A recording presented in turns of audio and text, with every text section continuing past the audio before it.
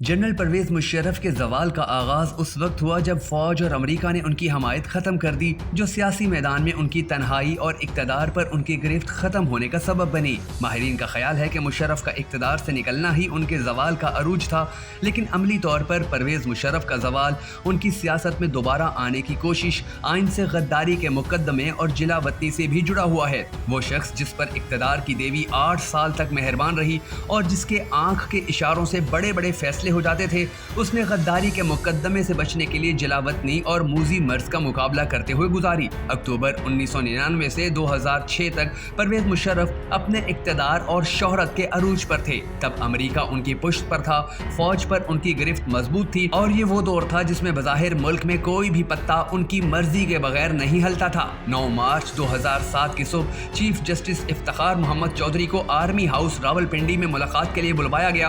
ادھر افتخار چودھری بھی اپنے ارد گرد کی نقل و حرکت کی وجہ سے چوکنا تھے۔ وہ سپریم کورٹ سے آرمی ہاؤس راولپنڈی نکلنے لگے تو جسٹس جاوید اقبال اور جسٹس عبدالحمید ڈوگر نے ان سے خصوصی ملاقات کی۔ افتخار چودھری کا اس ملاقات سے شک مزید گہرا ہوا اور وہ متوقع صورتحال کے بارے میں سوچتے آرمی ہاؤس پہنچے۔ وہاں افتخار چودھری کو ان کے خلاف الزامات پڑھ کر سنائے گئے اور انہیں مستعفی ہونے کا کہا گیا۔ افتخار چودھری نے استعفیٰ دینے سے انکار کیا تو مشرف کمرے سے نکلے اور کراچی روانہ ہو گئے۔ پرویز مشرف کی عدم موجودگی میں جنرل کیانی کے علاوہ سبھی افسران نے افتخار چودھری کو استعفیٰ دینے کے لیے ہر طرح کا دباؤ استعمال کیا۔ افتخار چودھری کو کم از کم 5 گھنٹوں تک آرمی ہاؤس سے نکلنے نہیں دیا گیا۔ دوسری طرف ان کی برطرفی کی خبر میڈیا پر چلائی گئی اور ساتھ ہی قائم مقام چیف جسٹس کے طور پر رانا بھگوان داس کے بعد سینئر جج جسٹس جاوید اقبال نے حلف اٹھا لیا اور سپریم کورٹ جوڈیشل کونسل کے سربراہ کی حیثیت سے فوری طور پر نہ صرف صدارتی ریفرنس کو قبول کیا بلکہ 13 مارچ کو افتخار محمد چودھری کو کونسل کے سامنے پیش ہونے کا حکم نامہ بھی جاری کر دیا۔ یہ مشرف سے عدلیہ کی لڑائی کا آغاز تھا۔ اس واقعے کی خبر نے پورے ملک میں فوجی صدر کے خلاف ایک نفرت کی آگ لگا دی۔ سیاسی جماعتیں جو خود مشرف کے خلاف کوئی قابل ذکر مزاحمت پیدا نہ کر سکی تھیں، وہ سب معزول چیف جسٹس کے جلسوں میں اکٹھی ہونا شروع ہوئیں۔ پرویز مشرف ایک آزاد خیال اور لبرل جنرل تھے۔ اقتدار میں آنے کے بعد وہ انڈیا کے ساتھ بہتر تعلقات کی خواہش رکھتے تھے۔ ان کا ابتدائی دورہ انڈیا تو کامیاب نہ رہا، مگر بیک ڈور چینلز کی کامیابی کے بعد پاکستان اور انڈیا کے درمیان جامع مذاکراتی عمل شروع ہو گیا۔ انہی دنوں پرویز مشرف نے مسئلہ کشمیر کے out of the box solution کا بیان بھی دیا، جو چند حلقوں کو ناگوار گزرا۔ گو کہ مشرف فوج کے افسران اور کور کمانڈرز کو ساتھ لے کر چلتے رہے، مگر کشمیر کے حوالے سے فوجی افسران کی ایک اپنی رائے تھی۔ مشرف کا بیان فوج کے اندر اچھی نظر سے نہیں دیکھا گیا تھا، تاہم فوج نے بحیثیت ادارہ مشرف کا ساتھ اس وقت تک نہیں چھوڑا جب تک مشرف عدلیہ سے لڑائی کے بعد اپنے ہی ادارے کے لیے بوجھ نہیں بنے۔ آنے والے دنوں میں وکلا کا پرویز مشرف کے اقتدار کے بارے میں احتجاج بڑھتا چلا گیا۔ مشرف کی اصل طاقت ان کے ادارے فوج میں تھی اور وہ اپنی سیاسی طاقت کے ہاتھوں اپنے ادارے کی حمایت تیزی سے کھو رہے تھے۔ بتایا جاتا ہے کہ جنرل مشرف کے لیے گورنر سندھ ڈاکٹر عشرت العباد سمیت کئی افراد الگ الگ معزول چیف جسٹس افتخار چودھری سے صلح کے مذاکرات کر رہے تھے۔ فوج میں کوئی کچھ بول نہیں رہا تھا، مگر سب کچھ کیا جا رہا تھا جو ادارے کے بہترین مفاد میں تھا۔ 12 مئی کو کراچی میں سابق چیف جسٹس افتخار چودھری کے ایک دورے کے موقع پر 65 کے قریب افراد ہلاک ہوئے۔ معزول چیف جسٹس کو ان کے ساتھیوں سمیت صوبہ بدر کر دیا گیا۔ جب کراچی کی سڑکوں پر لاشیں گر رہی تھی، پرویز مشرف اسلام آباد کے ڈی چوک پر حکمران جماعت مسلم لیگ قواف اور اتحادی جماعتوں کے جلسے میں مکے ہلا رہے تھے۔ اس عمل نے بھی مجموعی طور پر ملک میں جنرل مشرف کے خلاف نفرت میں اضافہ کیا۔ جو وقت گزر رہا تھا، پرویز مشرف کے لیے حالات ناسازگار ہو رہے تھے۔ ایسے ہی حالات میں انہوں نے 3 نومبر کو ایک بار پھر ایمرجنسی نافذ کر کے بحال کیے گئے افتخار چودھری سمیت اعلیٰ عدلیہ کے ناپسندیدہ ججز کو گھر بھیج دیا۔ اس بار جسٹس رانا بھگوان داس نے نئے چیف جسٹس کے عہدے کا حلف لے لیا۔ اسی ایمرجنسی کے نفاذ کے فیصلے کو بعد میں مسلم لیگ نون کی حکومت نے مشرف کے خلاف غداری کے مقدمے کے طور پر استعمال کیا۔ ایمرجنسی کے نفاذ کے بعد ملک میں میڈیا بھی پابندیوں کی زد میں آ گیا۔ ٹی وی چینلز کو بند کر دیا گیا اور ان اقدامات سے پرویز مشرف کے خلاف عوامی رائے عامہ مزید خراب ہو گئی۔ مشرف اپنے مستقبل کے بارے میں شدید دباؤ میں تھے اور اسی دباؤ کو استعمال کرتے ہوئے پیپلز پارٹی کی قیادت نے امریکہ کے ذریعے مذاکرات کے دوران پرویز مشرف کو وردی اتارنے پر مجبور کیا۔ پرویز مشرف نے 27 نومبر 2007 کو اپنی فوجی وردی اتاری اور جنرل اشفاق پرویز کیانی کو آرمی چیف مقرر کیا۔ کیانی نے کمان سنبھالتے ہی فوج کے ادارے کو مشرف کے سائے سے بچانے کی کوششوں کا آغاز کر دیا۔ پھر پہلے پہلے 3 ماہ بعد ہی یعنی جنوری 2008 میں کیانی اور مشرف کے درمیان دوریاں اتنی بڑھ گئیں کہ بات چیت بھی ختم ہو گئی۔ فوج کے بعد مشرف کا سب سے زیادہ انحصار امریکہ پر تھا۔ اس تناظر میں مشرف اعلیٰ امریکی حکام سے مکمل رابطے میں رہتے تھے، تاہم سال 2005 سے امریکہ کی طرف سے ان کی حکومت پر ڈبل گیم کھیلنے کے الزامات بھی عائد ہونا شروع ہو چکے تھے۔ شاید امریکہ کو ان پر مکمل اعتماد تھا، مگر پاکستان فوج کو امریکہ ایک مشکوک اتحادی کے طور پر ہی دیکھتا تھا۔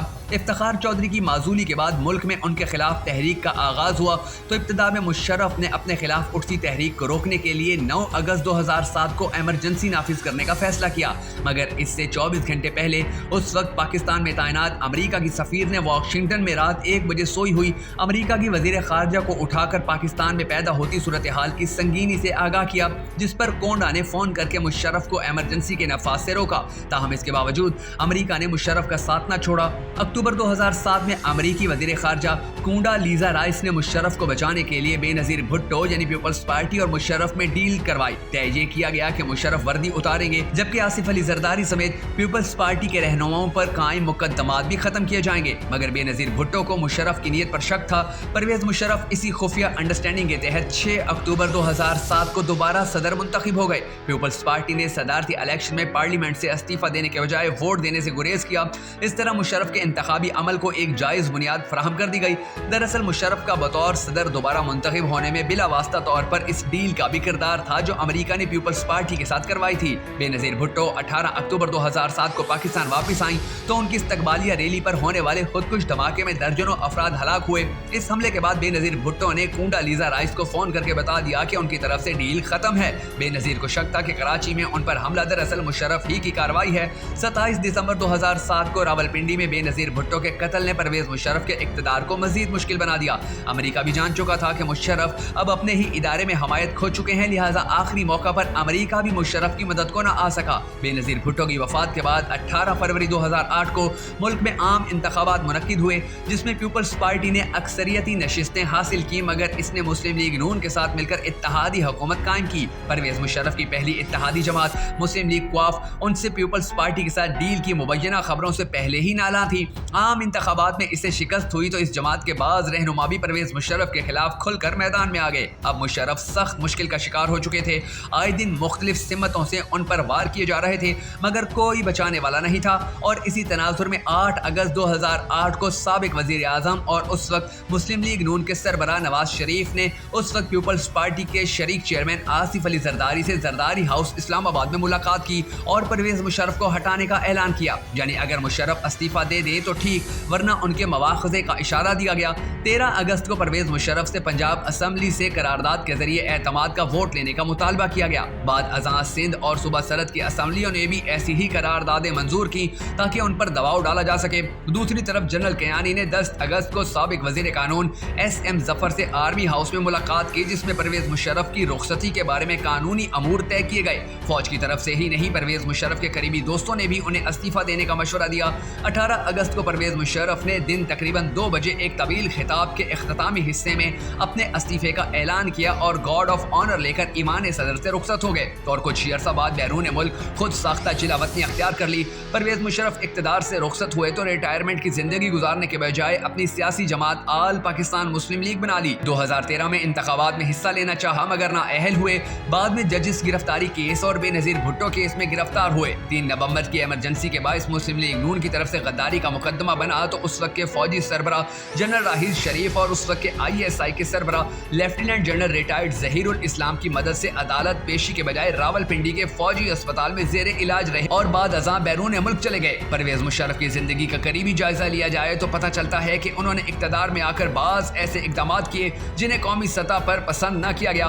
عالمی سطح پر انہیں دہشت گردی کے خلاف جنگ میں ڈبل گیم کے الزام کا سامنا رہا۔ پاکستان میں انہوں نے اپنے اقتدار کو مستحکم رکھنے کے لیے مسلم لیگ قواف کی حکومت قائم کی جو وقت پڑنے پر مٹی کا گھروندا ثابت ہوئی۔ عدلیہ سے جنگ ان کی شکست کا اہم جز تھا، مگر عوامی طور پر ان کے اقتدار سے نفرت اور مذہبی طبقات کی طرف سے ان کے روشن خیال، اعتدال پسندی جیسے نظریات کو مسترد کرنا، سب نے ان کے اقتدار کی رخصتی اور فوج سے ان کے تعلق کو توڑنے میں مدد دی۔ یہ سب وجوہات ہی ان کے زوال کی اصل وجہ ثابت ہوئیں۔ جس طرح انہوں نے 2006 تک اقتدار کے بھرپور مزے لوٹے، بالکل اسی طرح وہ آخر تک بدترین زوال کا شکار بھی رہے، لیکن کبھی اپنی زبان سے شکست تسلیم نہ کی۔